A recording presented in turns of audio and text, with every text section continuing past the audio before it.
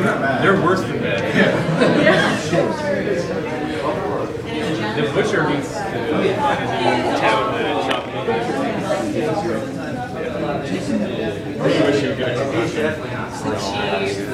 All right, we're looking over our new bottle line.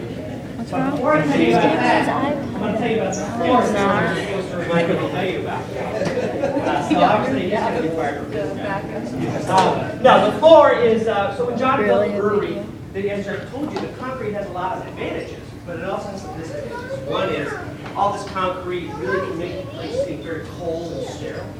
So one of the things that John decided to do was to find a way to bring warmth into the building. And one of the ways that we've done that is the floor. And the floor is made up of end-cut yellow pine bricks. They're about 3 inches thick.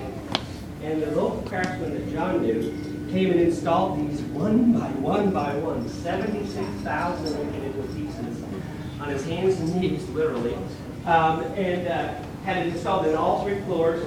And in fact, it's so durable, some of these floors have already been refinished a couple of times. It's really generally to make this place feel nice and kind of warmer. You get a lot of comments on the floors. I think it's pretty cool.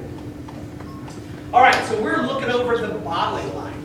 So in 2008, we installed the bottling line. So as you know, there's a 2-year gap there between the time we started brewing beer here and the time we got the bottling line in here. And during that time period, there was some very, very fierce basketball games that occurred in this space. The KU group versus the NU group on Friday afternoon. And I'll tell you, it was not the drag out. And then they bought the bottling line. So the games ceased after that. But once we put the bottling line in there, the bottling line does a couple of things for us. One, obviously, a lot faster than our previous bottling line. You'll see how fast it is. But some of the things that it does that not in the video are, it lets us change the shape of the bottle. So our Pilsner style beers in the long neck style bottle. We have some fluted style bottles for some of our smokestack in small, very small bottles, in 12 ounces that are in a 4-pack. We have the aluminum bottles for our wheat beer, so you can drink it at the ballpark or at the golf course or the lake.